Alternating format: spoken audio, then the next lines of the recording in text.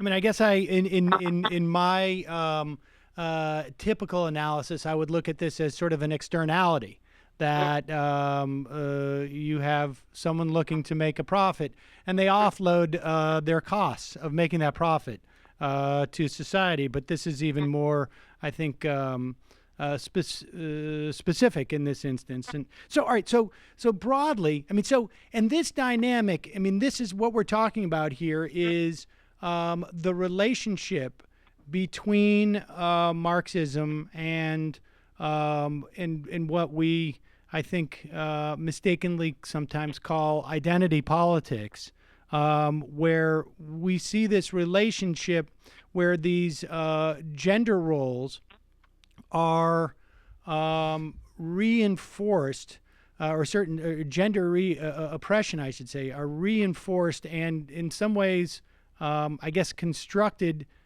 specifically to the benefit of people making money, and therefore that's why there's sort of tends to be I guess a parallel tracks from capitalists and I guess a family values, like you're saying. So, all right, so how do we apply this analysis?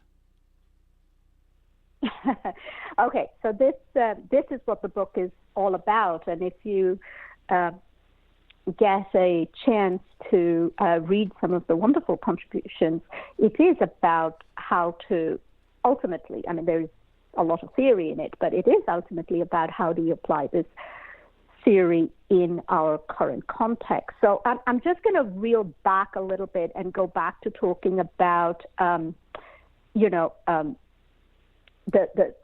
let's look at sort of the tax bill that that has recently passed, right? So what are the things that they are claiming that with the tax bill will come severe cuts to Medicaid, right? Now, what is Medicaid? It's not a gender-neutral, race-neutral system. It provides healthcare coverage to over 33 million women and girls. And so women comprise more than half of the adult Medicaid recipients. Eliminating the student loan interest deduction would reduce the economic security of recent graduates, but especially Black women who have the highest mean cumulative debt after college, right? So, in other words, if you have a separate fight for feminism or gender, we cannot afford that anymore. We cannot afford to deal with issues that affect women only as women's issues.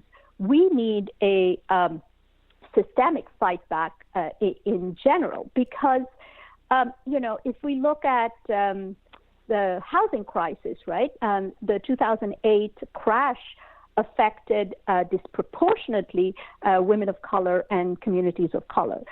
If we look at the water crisis in places like Detroit and Flint, we know that about 40% of the residents in Detroit were behind on their water bills, and a number of low-income and African-American households there have lived for years without running water in their homes. And low-income communities and communities of color disproportionately experience contaminated tap water, right? So it is one of the surveys I read shows that Black children are 3 times more likely than white children to have elevated levels of lead in their blood. I mean, this is a disgraceful statistics I'm quoting here for one of the richest countries of this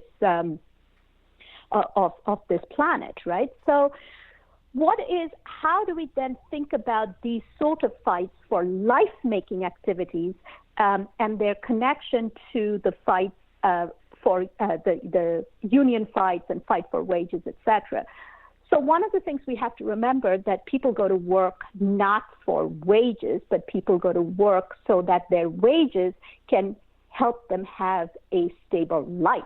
So it is for life and a better life that people work. So we cannot forget that sort of inherent connection. And that's why, places like Britain and even in America, we have questions about the living wage, which I think is a very interesting conjunction of the life and wage kind of relationship. But a movement that I think can encompass that is exactly the kind of movement that you mentioned, which is the Chicago Teachers Union struggle. When school closures happened in communities, the teachers union, the CTU, took its banner there to protest. But when people were evicted from their homes in the south side of Chicago, when Latino neighborhoods were affected by high rents, the CTU also took its banner there to defend these people. And so when they went on strike, the communities saw that, oh, it's the same union that was there for my struggle.